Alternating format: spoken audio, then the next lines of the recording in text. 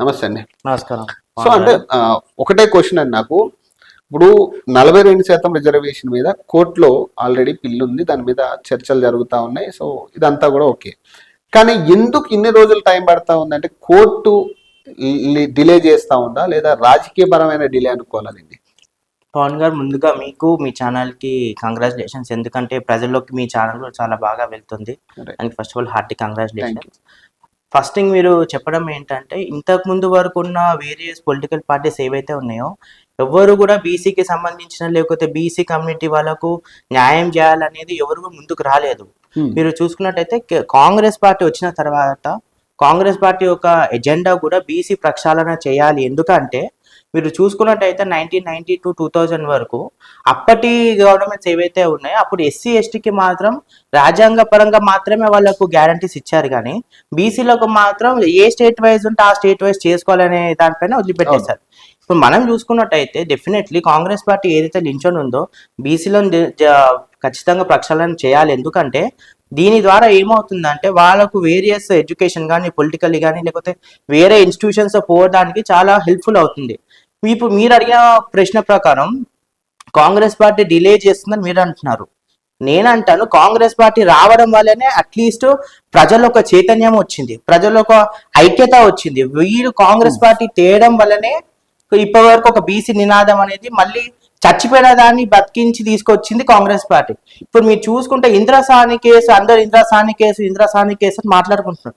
Indra Sawhney case ఏం చెప్తుంది అని అంటే, అన్ని రిజర్వేషన్స్ కలిపి అంటే ఎస్సీ ఎస్టీ ఓబీసీ ఏవైతే ఉంటాయో అన్ని 50%కి మించకూడదు, దాని లోపలే ఉండి చేసుకోవాలి, కానీ రిమైనింగ్ పర్సంటేజ్ అయితే ఉందో అది జనరల్ కేటగిరీ పోతుందని చెప్తుంది.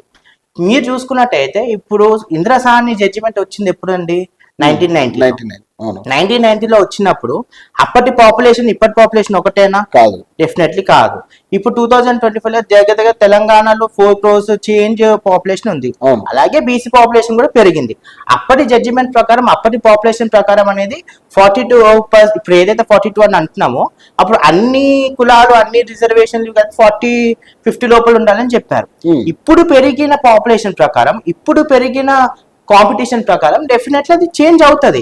దానికి అనుగుణంగానే కాంగ్రెస్ పార్టీ ఏదైతే ప్రామిస్ చేసిందో మేము పెంచుతాము అని చెప్పి చేయడం వల్ల ప్రజల్లో ఒకటి నమ్మకం వచ్చింది. అరే ఇన్ని రోజులు ఏదైతే ప్రజల్లో ఇంతే ఇంకా రిజర్వేషన్స్ లేక జాబ్స్ లేక ఏవైతే ఉన్నాయో అవన్నీ మారుతున్నాయి. ఇప్పుడు మీరు చూసుకున్నట్టయితే అప్పుడున్న పాపులేషన్ కి ఆ రిజర్వేషన్ అనేది సరిపోతుండే. పాపులేషన్ పెరిగిందంటే ఏంటి? It's directly proportional to competition పెరుగుతుంది. ప్రతి దాంట్లో మీకు పొలిటికల్ గా చూసుకోండి, ఎడ్యుకేషన్ లో చూసుకోండి, వేరే ఏ సెక్టర్ అనేసి పెరుగుతుంది.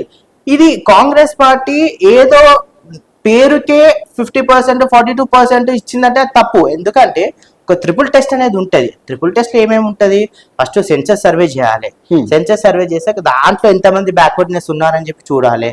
అవన్నీ చేసిన తర్వాతనే ఇంత పర్సెంట్ అనేది వీళ్ళకి రావాలి. ఇప్పుడు 65% బీసీ ఉన్నప్పుడు మీరు పాతగా 27% ఇస్తా అంటే ఉద్యోగాలు ఎలా వస్తాయి? పొలిటికల్ పరంగా మీకు రిజర్వేషన్ ఎలా వస్తాయి? సో ఎక్కడికక్కడ మీకు పాపులేషన్ పెరిగినప్పుడు ఇది కూడా అనేది తీసుకుని రావాలి. ఇది ఇంపార్టెంట్. ఇది గ్రహించింది. మీరు అనొచ్చు మరి ఎందుకు ప్రీవియస్ పార్టీస్ ఎందుకు చేయలేదంటే ప్రజలతో ఆడుకున్నారు వాళ్ళు. మేము చేస్తాము అని చెప్పి ప్రజలతో ఆడుకున్నారు. కాంగ్రెస్ పార్టీ మాత్రం నమ్మిన సిద్ధాంతము, కాంగ్రెస్ పార్టీ ఎప్పటి నుంచో బీసీ వర్గాలకు మరియు ఎస్సీ ఎస్టీ వర్గాలకు వాళ్ళకు అనుగుణంగానే పార్టీ నడుస్తూ వచ్చింది. కానీ అంటే ఇప్పుడు ఏదైతే 50% మించకూడదన్న సుప్రీంకోర్టులో ఒక ఇది ఉందో, సో మీరేం చెప్తారు? ఇప్పుడు అన్ని కోర్టులు కూడా ఇదే చెప్తా ఉంది కదా, 50% దాటకూడదు కాబట్టి దీన్ని కొట్టివేస్తున్నాం లేదా దీని మీద తీర్పు పెండింగ్ లో పెడుతున్నాం అనేది కేవలం ఆ కేసును చూపించే కదా. మరి దీనికి ఏం చెప్తారంటే 50% మించకూడదు అనే దాని మీద? కరెక్ట్. ఇప్పుడు తమిళనాడుకు మీరు చూసుకుంటే తమిళనాడులో 69% రిజర్వేషన్ ఉంది వాళ్ళకి. మరి ఏ రకంగా ఇచ్చారని చెప్పి మీరు నన్ను అడగచ్చు. తమిళనాడు గవర్నమెంట్ ఏం చేసిందంటే ఇలాగే సర్వే చేసి వాళ్ళకు 1992లోనే ఇది జరిగింది, ఇప్పుడు కాదు. 69% రిజర్వేషన్స్ అనేది కేటాయించుకున్నారు వాళ్ళు. అప్పుడున్న గవర్నమెంట్ రిజర్వేషన్ పాస్ చేసుకొని 9th షెడ్యూల్లో ఇంప్లిమెంట్ చేసుకున్నారు. ఈ 9th షెడ్యూల్ ఏంటంటే ఏదైనా స్టేట్ లో కానీ సెంట్రల్ లో కానీ ఏదైనా లా చేసినప్పుడు ఆ లా చేసి సెంట్రల్ గవర్నమెంట్ సపోర్ట్ తో 9th షెడ్యూల్ లో పెట్టుకుంటే ఏమవుతుందంటే ఆ లాస్ అనేవి ఇమ్యూన్ వస్తుంది జ్యుడిషియల్ రివ్యూ నుంచి. కానీ ఇప్పుడు 9th షెడ్యూల్ లో పెట్టడం కుదరదనే కదా. ఇప్పుడు దానికి ఎవరు సహకరించాలి? ఇప్పుడు స్టేట్ ప్రభుత్వం చేసి పంపించింది, పార్లమెంట్ లో డిసైడ్ చేసి చేయాల్సింది ఎవరు? ఇప్పుడు పార్లమెంట్ లో డిసైడ్ చేయాలన్నా కూడా 9th షెడ్యూల్ లో పెట్టాలన్నా కూడా ఒకటే, ఇప్పుడు ఇండియా మొత్తం కూడా కులగణన జరగాలనేదే కదా.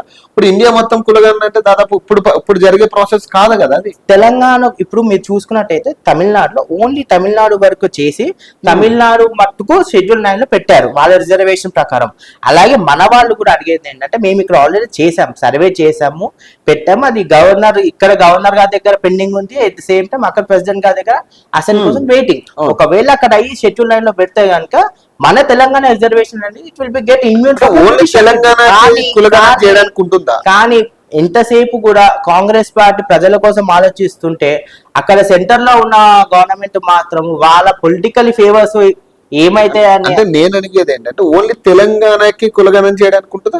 ఓన్లీ తెలంగాణ కేంద్రం నుంచి మనం చేసి పంపించినప్పుడు వాళ్ళు దాన్ని పార్లమెంట్ లో డిబేట్ కి పెట్టాలి. మనం ఎంత అడిగినప్పుడు అక్కడ డిబేట్ పెట్టట్లేదు. తప్పులు అంటున్నారు కదా, ఇప్పుడు ఈ తప్పులు తడకనే కదా. ఇప్పుడు మీరు చేసిన కులగణన, కాంగ్రెస్ పార్టీ చేసిన కులగణన అంతా కూడా తప్పులు తడకనే కదా, తప్పుగా చూపిస్తా ఉన్నారు బీసీలు అనేది.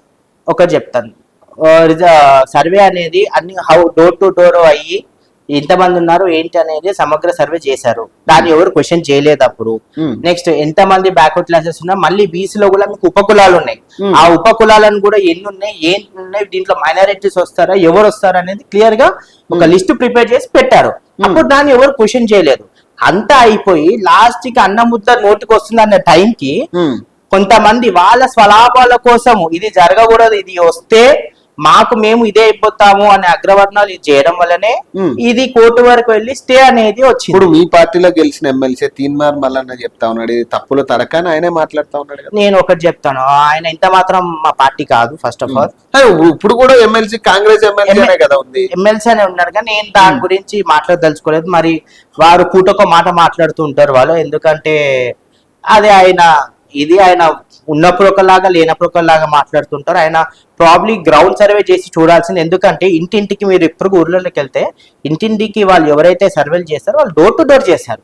అదేదో నాకు నచ్చినట్టు గవర్నమెంట్ ఏదో 10 మందిని కూర్చోబెట్టి రూమ్ లో కూర్చోబెట్టి రాసింది కాదు, అది అందరు టీవీలలో కూడా ప్రతి దాంట్లో చూపించారు. డీటెయిల్డ్ సర్వే వచ్చిన తర్వాతనే ఇన్ఫాక్ట్ ఇక్కడ ఉన్న బీజేపీ ఎమ్మెల్యేస్ కూడా అవుట్రైట్లీ సపోర్ట్ చేశారు. మరి ఇదే బీజేపీ అక్కడికి వెళ్ళి మాట్లాడి ఇది మాకు ఇట్లా ఉంది చెయ్యండి అని చెప్పి ఎందుకు చెప్పలేకపోతున్నారు? మరి కాంగ్రెస్ పార్టీ మీద ఎందుకు బురద జల్లాలని చూస్తున్నారు? కాంగ్రెస్ చేయాల్సిందంటే చేసింది, ఇక్కడ మీరు సపోర్ట్ ఇచ్చారు, ఇదే సపోర్ట్ అక్కడ ఎక్స్టెండ్ చేసి అక్కడ చేయడానికి ఎందుకు అవ్వట్లేదు మరి వాళ్ళకి? నేను వాళ్ళని సూటిగా ప్రశ్నిస్తాను.